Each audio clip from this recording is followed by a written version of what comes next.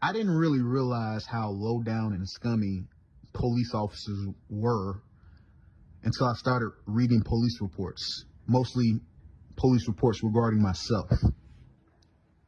Officer Nicholas Gene Slatton of the Cobb County Police Department is a piece of shit.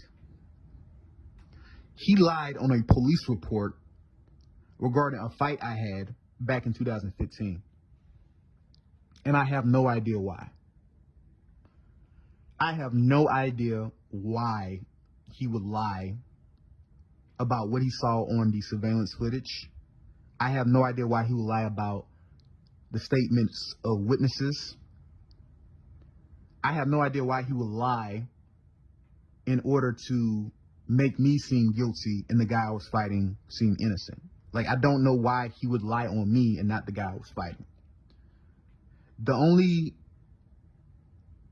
way I can make sense of why he would do this is for racial reasons. Officer Slayton is white, and the guy I was fighting, Andrew Thomas, was also white.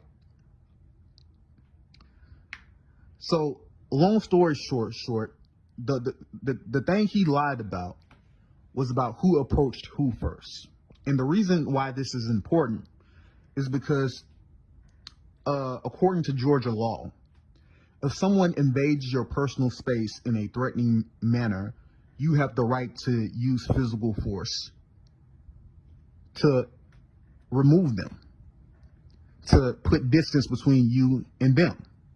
You have the right to physically do something to them if they approach you in a threatening manner. That's the reason why he lied about who approached who.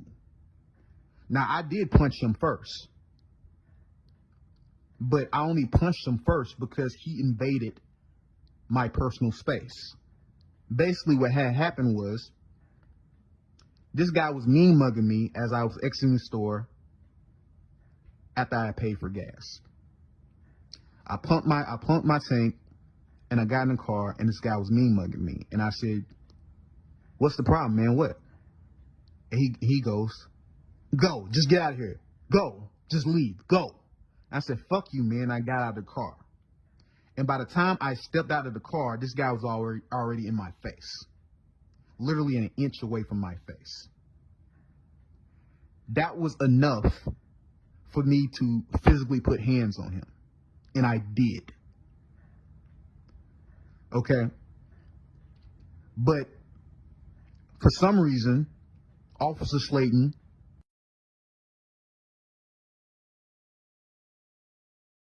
which means white culture, they're eager to assimilate into the white power structure. Most Hispanics identify as white. I wouldn't be surprised if you looked at Andrea Mendoza's driver license and her ethnicity was listed as Caucasian. I wouldn't be surprised whatsoever. So she has adopted their racist and sick ideology, because if she hadn't, she would have never done that. And as for the people who say, well, he broke the law, how many times have police officers been shot, killed, beaten, or seriously injured for detaining someone without probable cause or reasonable suspicion? Many times. And whenever somebody's on trial for physically harming a police officer, for violating their rights, the prosecution, no one ever says, no one cares that the police officer broke the law. No one is ever concerned about the fact that the police officer violated someone's rights, or that they violated the law. Their main concern is that the defendant used a disproportionate amount of force. When Otho Wallace shot and killed Officer Jason Rayner, the state admitted that Officer Jason Rayner had no probable cause or reasonable suspicion to detain Wallace in the first place, and Wallace had the right to resist a unlawful detainment.